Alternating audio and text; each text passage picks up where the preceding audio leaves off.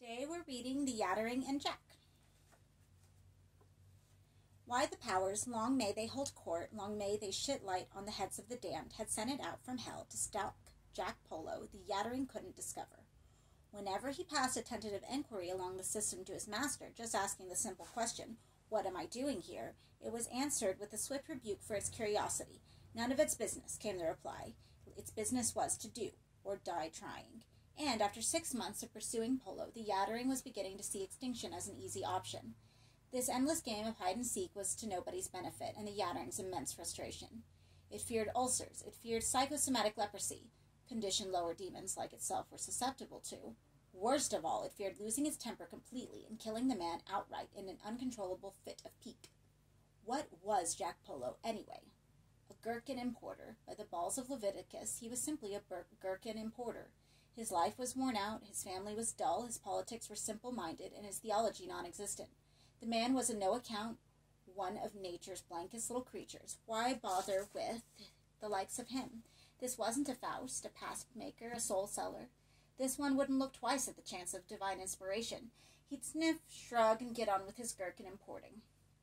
Yet the Yattering was bound to that house, long night and longer day, until he had the man a lunatic, or as good as. It was going to be a lengthy job, if not interminable. Yes, there were times when even psychosomatic leprosy would be bearable if it meant being invalidated off this impossible mission. For his part, Jack J. Polo continued to be the most unknowing of men. He had always been that way. Indeed, his history was littered with the victims of his naivete. When his late lamented wife had cheated on him, he had been on the house on at least 2 of the occasions, watching television, he was the last one to find out, and the clues they'd left behind them. A blind, deaf, and dumb man would have become suspicious. Not Jack. He pottered about his dull business and never noticed the tang of the adulterer's cologne, nor the abnormal regularity with which his wife changed the bed linen. He was no less disinterested in events when his younger daughter, Amanda, confessed her lesbianism to him. His response was a sigh and puzzled look. "Well, as long as you don't get pregnant, darling," he replied, and sauntered off into the garden, blithe as ever. What chance did a fury have with a man like that?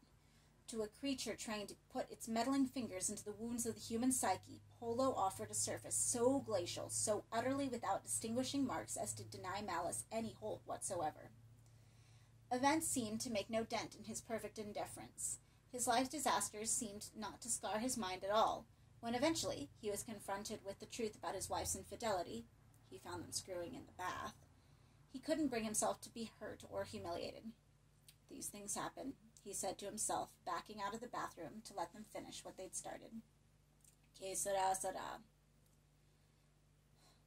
Que sera, sera." The man muttered that damn phrase with monotonous regularity.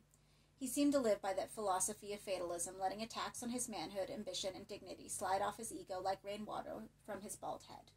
The Yattering had heard Polo's wife confess all to her husband. It was hanging upside down in the light-fitting, invisible as ever, and the scene made it wince. There was the distraught sinner, begging to be accused, bawled at, struck even, and instead of giving her the satisfaction of his hatred, Polo had just shrugged and let her say her piece without a word of interruption until she had no more to unbosom. She'd left at length, more out of frustration and sorrow than guilt. The Yattering had heard her tell the bathroom mirror how insulted she was at her husband's lack of righteous anger. A little while after, she'd flung herself off the balcony of the Roxy Cinema. Her suicide was in some ways convenient for the Fury. With the wife gone and the daughters away from home, it could plan more elaborate tricks to unnerve its victim without ever having to concern itself with revealing its presence to creatures the powers had not yet marked for attack. But the absence of the wife left the house empty during the days, and that soon became a burden of boredom the Yattering found scarcely supportable. The hours from 9 to 5, alone in the house, often seemed endless. It would mope and wander, planning bizarre and impractical revenges upon the Polo man, pacing the rooms, heart-sick, companioned only by the clicks and whirs of the house of the radiators cooled, or the refrigerator switched itself on and off.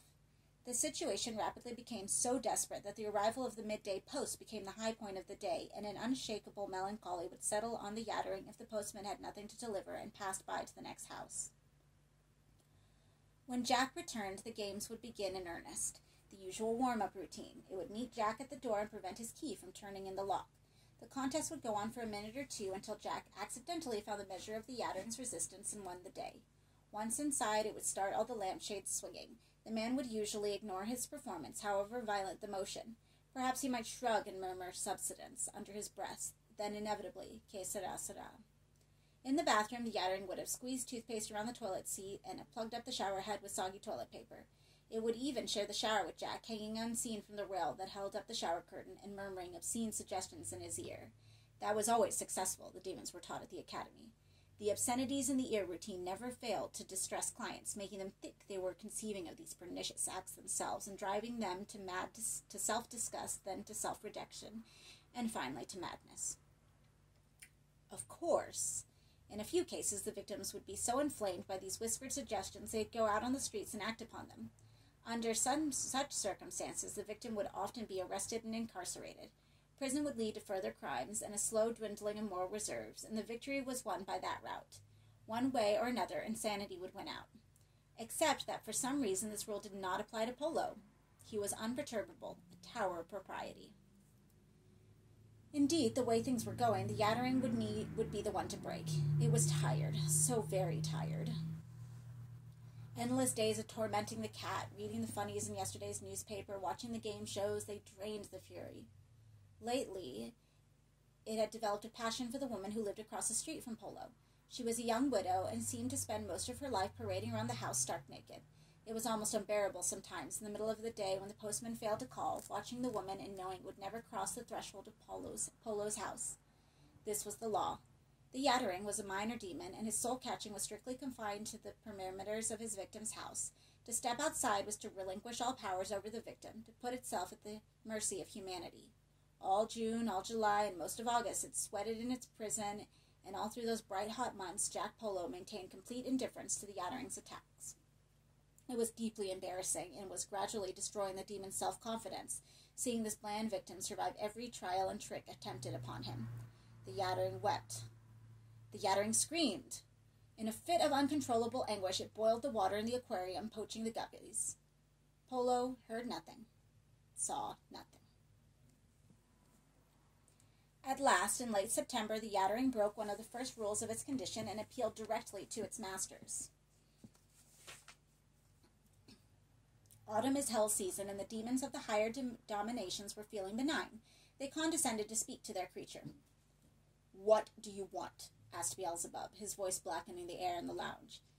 "This man," the Yattering began nervously. "Yes." "This Polo." "Yes." "I am without issue upon him. I can't get panic upon him. I can't breed fear or even mild concern upon him. I am sterile, Lord of the Flies, and I wish to be put out of my misery." For a moment, Beelzebub's face formed in the mirror over the mantelpiece. "You want what?" Beelzebub was part elephant, part wasp. The Yattering was terrified. "I want to die." "You cannot die." "From this world. Just die from this world. Fade away. Be replaced." "You will not die." "But I can't break him," the Yattering shrieked, tearful. "You must." "Why?" "Because we tell you to."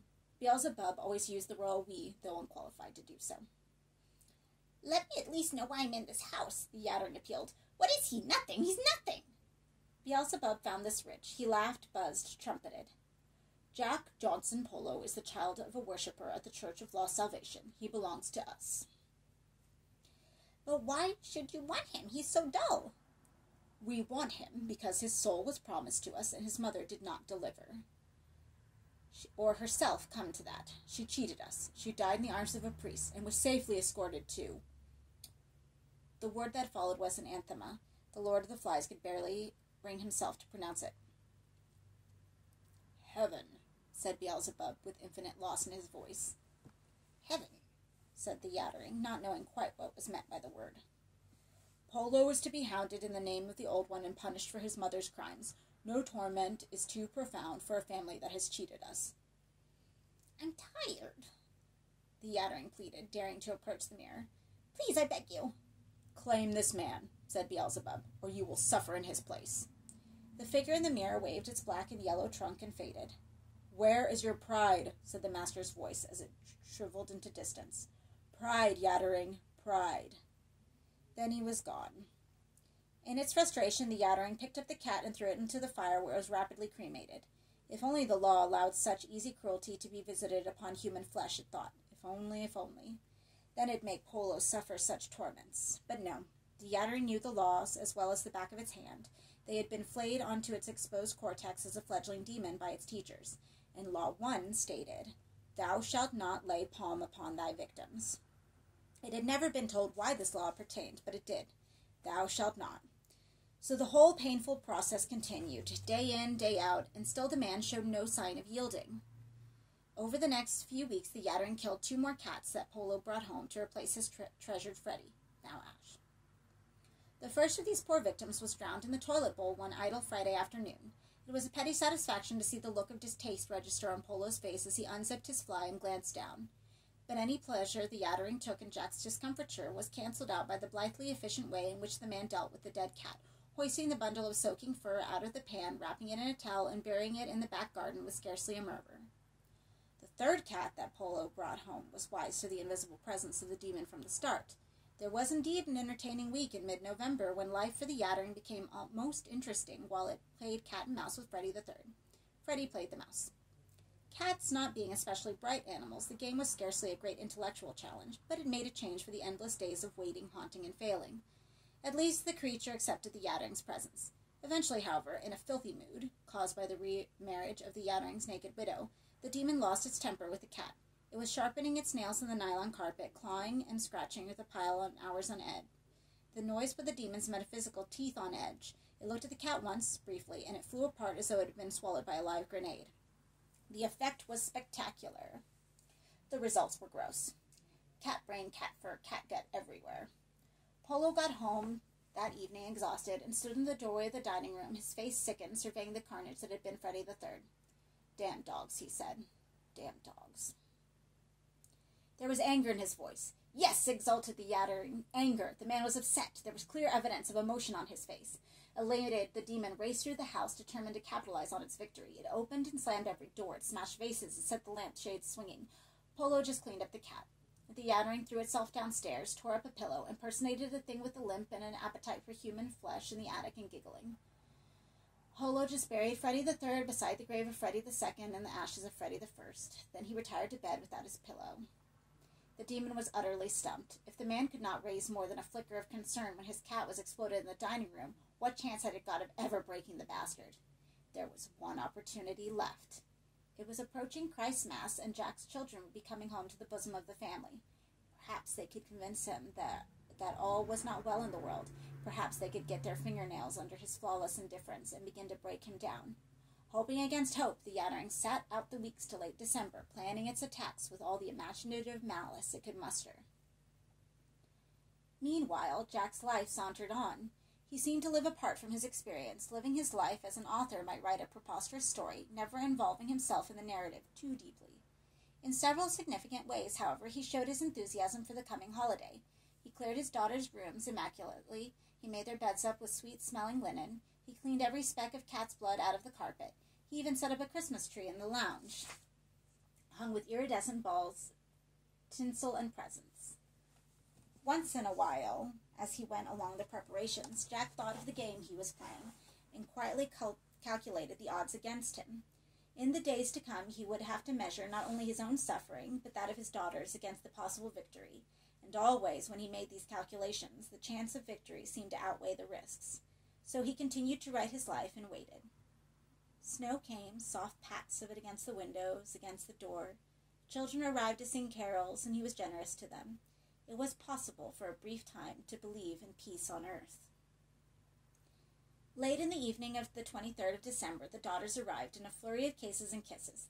The youngest, Amanda, arrived home first. From its vantage point on the landing, the Yattering viewed the young woman balefully. She didn't look like ideal material in which to induce a breakdown. In fact, she looked dangerous.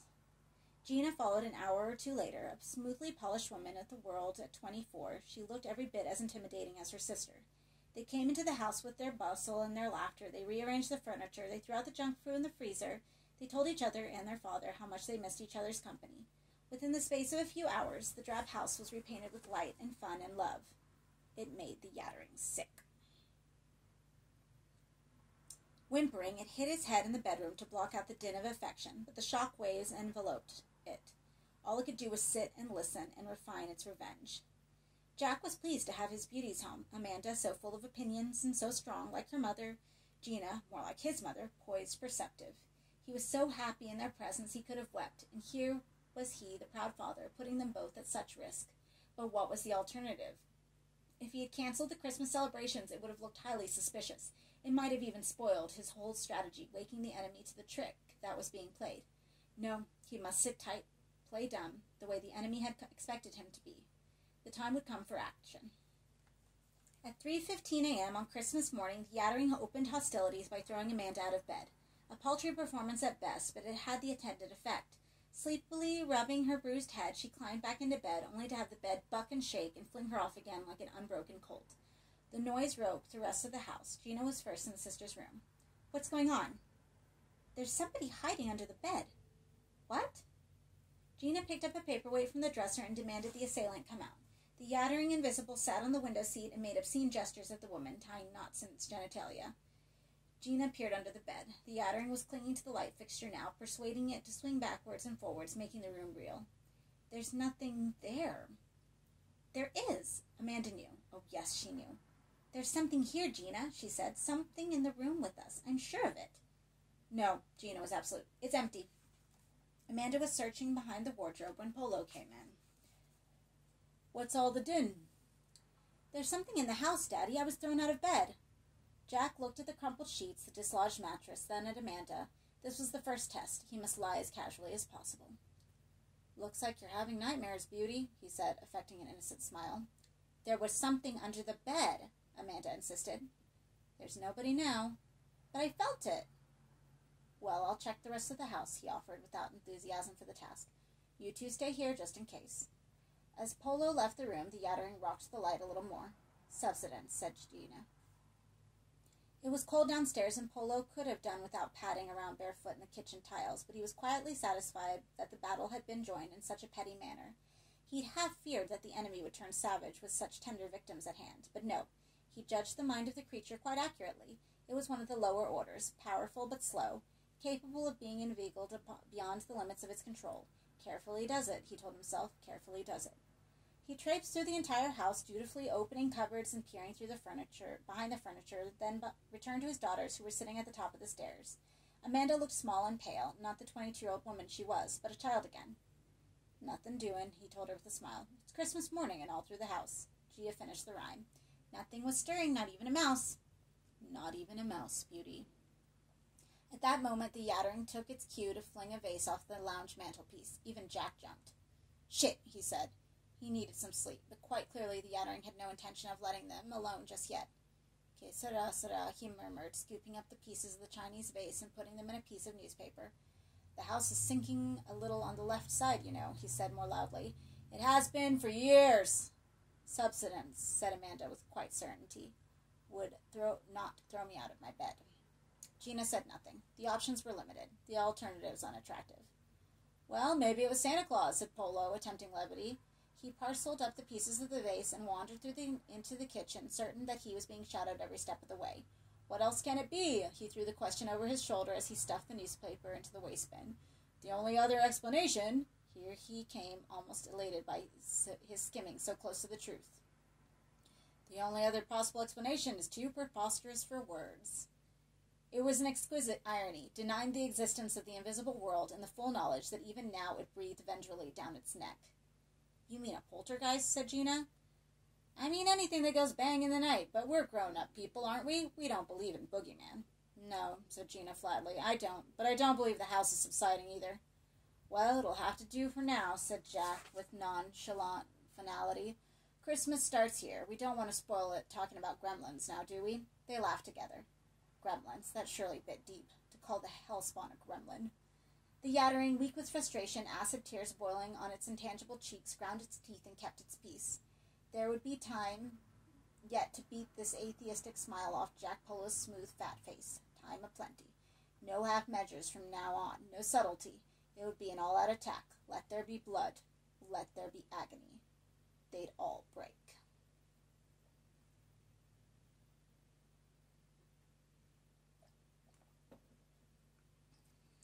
Amanda was in the kitchen preparing Christmas dinner while the Yattering mounted on its next attack. Through the house drifted the sound of King's College Choir, O little town of Bethlehem, how still we see thee lie. The presents had been opened, the G&Ts were being downed, the house was one warm embrace from roof to cellar.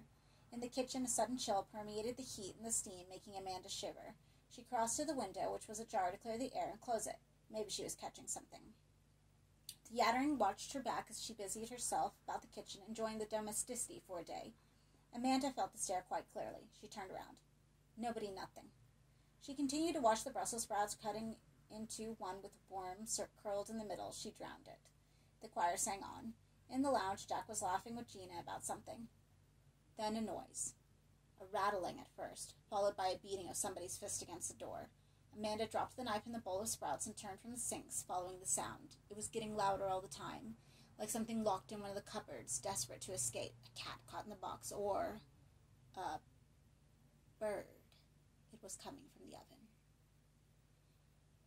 Amanda's stomach turned as she began to imagine the worst. Had she locked something in the oven when she'd put in the turkey? She called for her father as she snatched up the oven cloth and stepped towards the cooker, which was rocking with the panic of its prisoner. She had visions of a basted cat leaping out at her, its fur burned off, its flesh half-cooked. Jack was at the kitchen door. "There's something in the oven," she said to him as though he needed telling. The cooker was in a frenzy. Its thrashing contents had all but beaten off the door. He took the oven cloth from her. This was a new one, he thought. "You're better than I judged you to be. This is clever. This is original." Gina was in the kitchen now. "What's cooking?" she quipped. But the joke was lost as the cooker began to dance, but the pans of boiling water were twitched off the burners onto the floor. Scalding water seared Jack's leg. He yelled, stumbling back into Gina before diving at the cooker with a yell that wouldn't have shamed a samurai. The oven handle was slippery with heat and grease, but he seized it and flung the door down. A wave of steam and blistering heat rolled out of the oven, smelling of succulent turkey fat, but the bird inside had apparently no intentions of being eaten. It was flinging itself from side to side in the roasting tray, tossing gouts of gravy in all directions. Its crisp brown wings pitifully flailed and flapped. Its legs beat a tattoo on the roof of the oven. Then it seemed to sense the open door. Its wings stretched themselves out to either side of its stuffed bulk, and it half hopped, half fell into the oven door in a mockery of living self. Headless, oozing stuffing and onions, it flopped around as though nobody had told the damn thing it was dead, while the fat still bubbled in its bacon-strewed back. Amanda screamed. Jack dived for the door as the bird lurched into the air, blind but vengeful. What it intended to do once it reached its three cowering victims was never discovered. Gina dragged Amanda into the hallway with her father in hot pursuit, and the door was slammed closed as the blind bird flung itself against the paneling, beating on it with all its strength. Gravy seeped through the gap at the bottom of the door, dark and fatty. The door had no lock, but Jack reasoned that the bird was not capable of turning the handle. As he backed away, breathless, he cursed his confidence. The opposition had more up its sleeve than he'd guessed. Amanda was leaning against the wall, sobbing, her face stained with splotches of turkey grease. All she seemed able to do was deny what she'd seen, shaking her head and repeating the word no, like a talisman against the ridiculous horror that was still throwing itself against the door. Jack escorted her through the lounge. The radio was still crooning carols which blotted out the din of the bird, but their promises of goodwill seemed small comfort. Gina poured a hefty brandy for her sister and sat beside her on the sofa, plying her with spirits and reassurance about equal measure. They made a little impression on Amanda. "What was that?" Gina asked her father in a tone that demanded an answer. "I don't know what that was," Jack replied. "Mass hysteria?" Gina's displeasure was plain. Her father had a secret. He knew what was going on in the house, but he was refusing to cough up for some reason. "What do I do? Call the police or an exorcist?" "Neither." "For God's sake!" "There's nothing going on, Gina, really." Her father turned from the window and looked at her. His eyes spoke what his mouth refused to say, that this was war. Jack was afraid.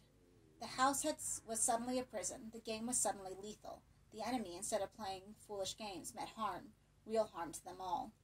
In the kitchen, the turkey had at last conceded defeat. The carols on the radio had withered into a sermon on God's benediction. What had been sweet was sour and dangerous. He looked across the room at Amanda and Gina. Both, for their own reasons, were trembling. Polo wanted to tell them, wanted to explain what was going on, but the thing must be there, he knew, gloating. He was wrong. The Yattering had retired to the attic well satisfied with its endeavors. The bird, it felt, had been a stroke of genius. Now it could rest a while, recuperate, let the enemy's nerves tatter themselves in anticipation. Then, in its own good time, it would deliver the coup de grace. Idly, it wondered if any of the inspectors had seen his work with the turkey. Maybe they would be impressed enough by the Yattering's originality to improve its job prospects. Surely it hadn't gone through all those years of training simply to chase half-witted imbeciles like Polo. There must be something more challenging available than that. It felt victory in its invisible bones, and it was a good feeling. The pursuit of Polo would surely gain momentum now. His daughters would convince him, if he wasn't now quite convinced, that there was something terrible afoot. He would crack, he would crumble. Maybe he'd go classically mad, tear out his hair, rip off his clothes, smear himself with his own excrement. Oh, yes, victory was close. And wouldn't his masters be loving then? Wouldn't it be showered in praise and power? One more manifestation was all that required. One final, inspired intervention, and Polo would be so much blubbering flesh. Tired but confident, Yattering descended into the lounge. Amanda was lying full length on the sofa asleep. She was obviously dreaming about the turkey. Her eyes rolled beneath her gossamer lids. Her lower lip trembled. Gina sat beside the radio, which was silenced now. She had a book open in her lap, but she wasn't reading it. The gherkin importer wasn't in the room. Wasn't that his footstep on the stair? Yes, he was going upstairs to relieve his brandy-full bladder. Ideal timing. The Yattering crossed the room. In her sleep, Amanda dreamt something dark flitting across her vision. Something malign, something that tasted bitter in her mouth. Gina looked up from her book. The silver balls in the tree were rocking gently. Not just the balls, the tinsel and the branches, too. In fact, the whole tree was rocking as though someone had just seized hold of it. Jean had a very bad feeling about this. She stood up. The book slid to the floor. The tree began to spin. Christ, she said. Jesus Christ. Amanda slept on. The tree picked up momentum. Gina walked as steadily as she could across to the sofa and tried to shake her sister awake. Amanda, locked in her dreams, resisted for a moment. Father, said Gina. Her voice was strong and carried down through the hall. It also woke Amanda. Downstairs, Polo heard a noise like a whining dog. No, like two whining dogs. As he ran down the stairs, the duet became a trio.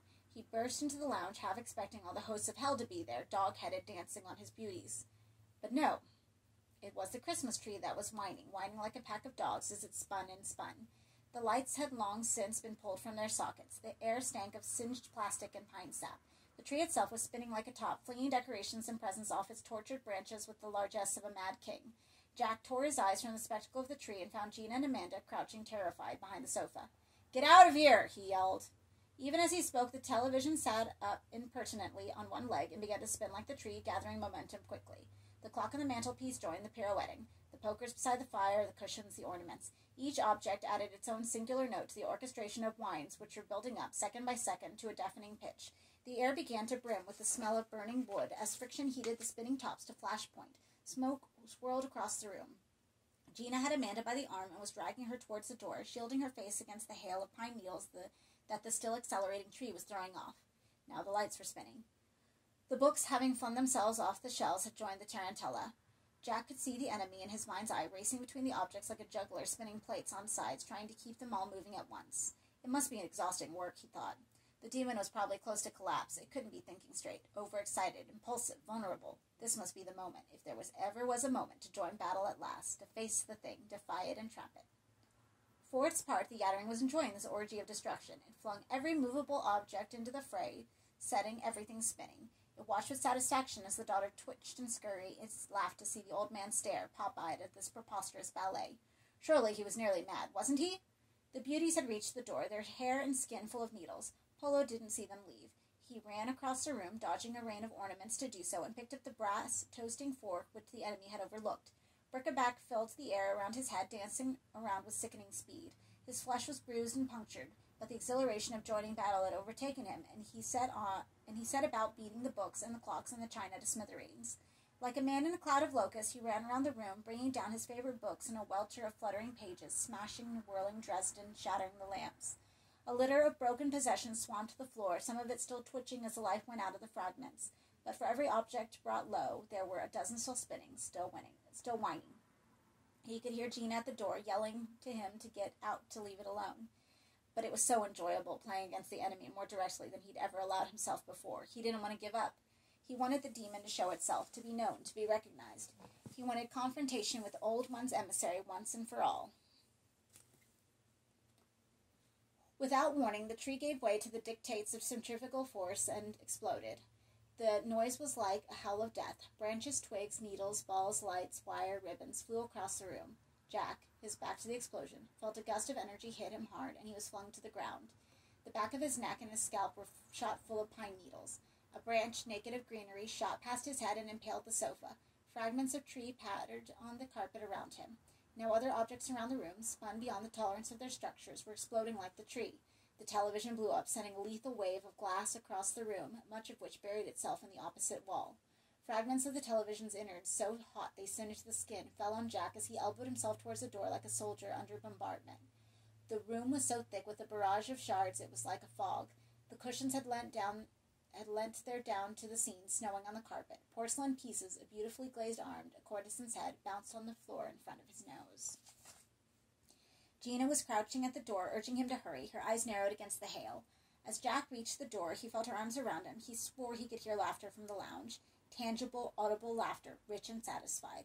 Amanda was standing in the hall, her hair full of pine needles, staring down at him. He pulled his legs through the doorway, and Gina slammed the door shut on the demolition. "What is it?" she demanded. "Poltergeist? Ghost? Mother's ghost?" The thought of his dead wife being responsible for such a wholesale destruction struck Jack as funny. Amanda was half smiling. Good, he thought. She's coming out of it. Then he meant the vacant look in her eyes, and the truth dawned. She'd broken. Her sanity had taken refuge where this fantastique couldn't get at it. "What's in there?" Gina was asking. Her grip on his arm was so strong it stopped the blood. "I don't know," he lied. "Amanda?" Amanda's smile didn't decay. She just stared on at him, through him. "You do know." "No. You're lying. I think." He picked himself off the floor, brushing the pieces of porcelain, the feathers, the glass off his shirt and trousers. "I think I shall go for a walk." Behind him in the lounge, the last vestiges of whining had stopped. The air in the hallway was electric with unseen presences. It was very close to him, invisible as ever, but so close. This was the most dangerous time. He mustn't lose his nerve now. He must stand up as though nothing had happened. He must leave Amanda be, leave explanations and recriminations until it was all over and done with. "Walk," Gina said disbelievingly. "Yes, walk. I need some fresh air." "You can't leave us here."